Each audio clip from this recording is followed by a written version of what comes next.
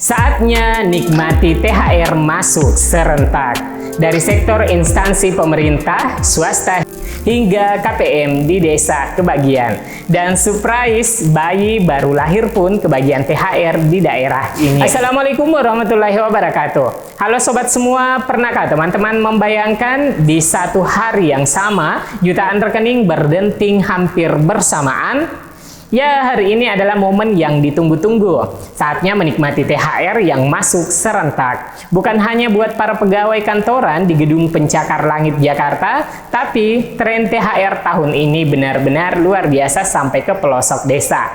Bahkan ada surprise bayi baru lahir pun kebagian THR.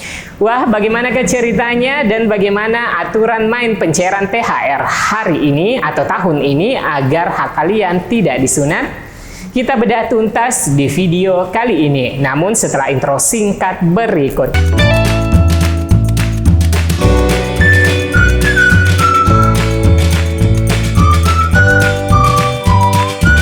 Dari yang paling umum, THR bagi pekerja swasta. Bagi teman-teman yang bekerja di perusahaan swasta, THR merupakan hak yang dijamin oleh undang-undang. Berdasarkan ketentuan terkini, THR wajib dibayarkan paling lambat 7 hari sebelum Idul Fitri 2026 yang diperkirakan jatuh pada 21 Maret 2026. Dengan demikian, batas akhir pencairan adalah sekitar 14 Maret 2026.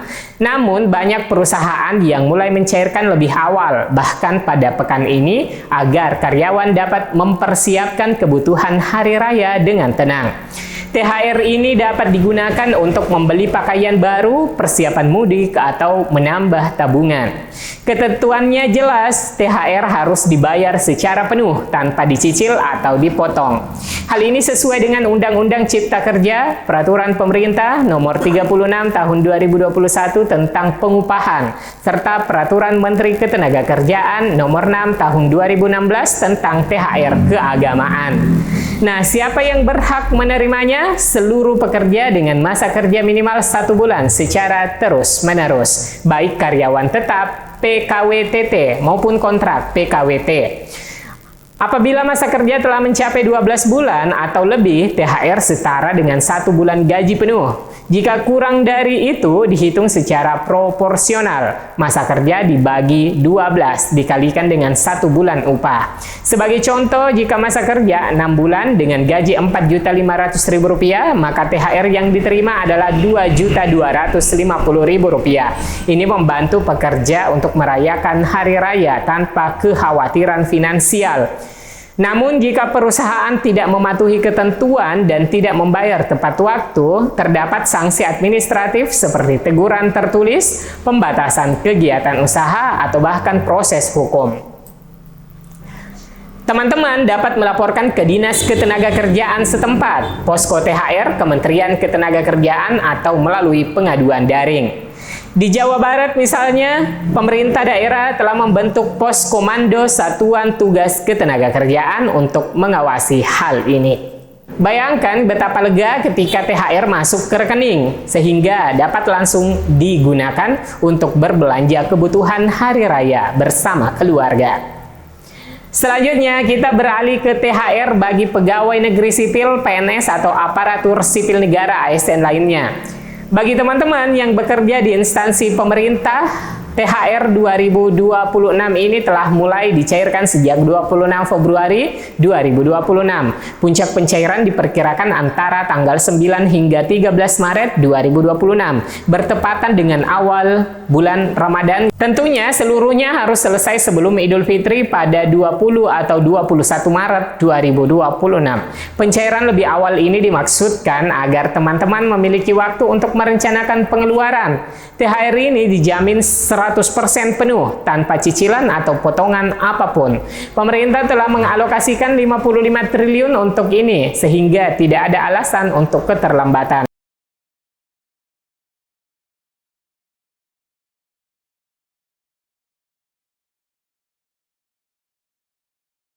Apa sajakah komponennya? THR dihitung berdasarkan penghasilan Februari 2026, mencakup gaji pokok, tunjangan keluarga, tunjangan pangan, tunjangan jabatan, serta tunjangan kinerja atau tukin. Dasar hukumnya adalah Peraturan Pemerintah Nomor 9 Tahun 2026 tentang pemberian THR dan gaji 13. Ditambah dengan Peraturan Menteri Keuangan Nomor 13 2026 untuk petunjuk teknis dari anggaran pendapatan dan belanja negara. Nah, siapa yang berhak? PNS, P3K, anggota TNI Polri, pejabat negara, pimpinan lembaga penyiaran publik, non-ASN di lembaga tersebut, serta pensiunan ASN.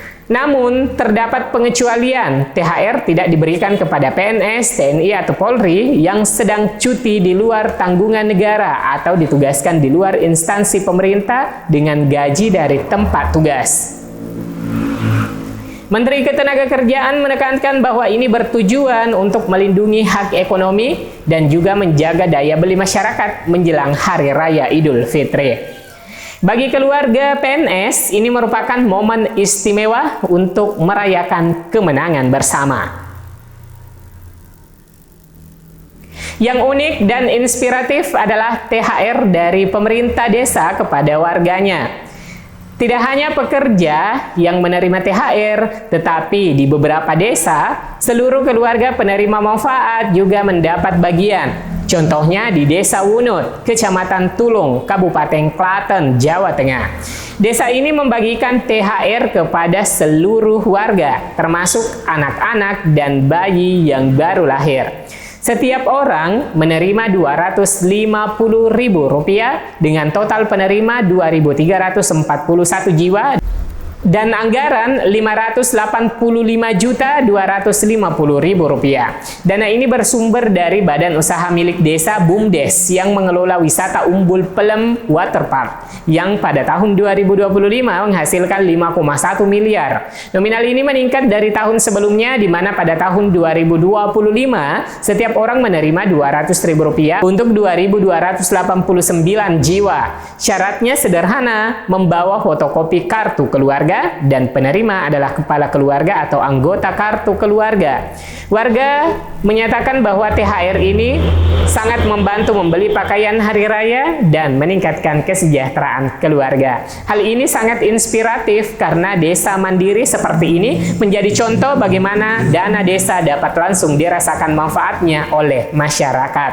Selain itu di Kabupaten Bogor, Ketua DPRD Rudi Susmanto menekankan bahwa anggaran desa telah dicairkan menjelang hari raya, sehingga tidak ada alasan bagi aparatur desa untuk meminta THR kepada pengusaha. Pemerintah Kabupaten Bogor telah menyalurkan alokasi dana desa ADD dan bagi hasil pajak dan restribusi daerah BHPRD untuk menutup kebutuhan operasional. Hal ini disampaikan melalui surat resmi kepada Satuan Kerja Perangkat Daerah, Kecamatan, dan Desa untuk menjaga kondusivitas selama bulan suci Ramadan dan Idul Fitri, serta menghindari praktik yang merusak nilai ibadah. Rudi menyatakan bahwa THR bagi pekerja telah diatur oleh pemerintah dan menjadi beban perusahaan, sehingga desa harus fokus menggunakan dana untuk warga secara langsung. Ini merupakan contoh bagaimana pemerintah daerah mendorong kemandirian desa agar THR dari desa dapat menjadi tambahan bagi keluarga penerima manfaat seperti lansia, anak yatim, atau keluarga miskin. Di desa-desa seperti ini, THR bukan hanya berupa uang, melainkan simbol gotong royong dan kepedulian. Bayangkan di desa-desa terpencil, keluarga yang biasanya hanya mengandalkan hasil pertanian, kini dapat menikmati THR secara serentak. Hal ini membantu mengurangi beban ekonomi dan menambah kebahagiaan hari raya. Mungkin di desa teman-teman juga terdapat program serupa? Jika ya, bagikan di kolom komentar.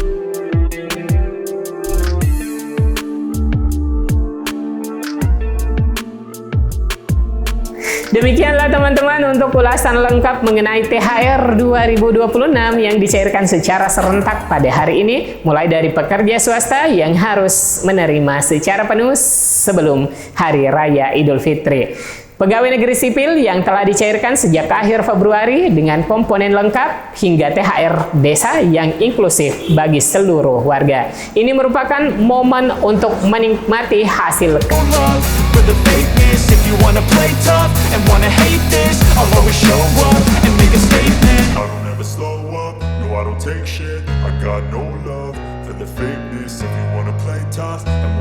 this, I'll always show up.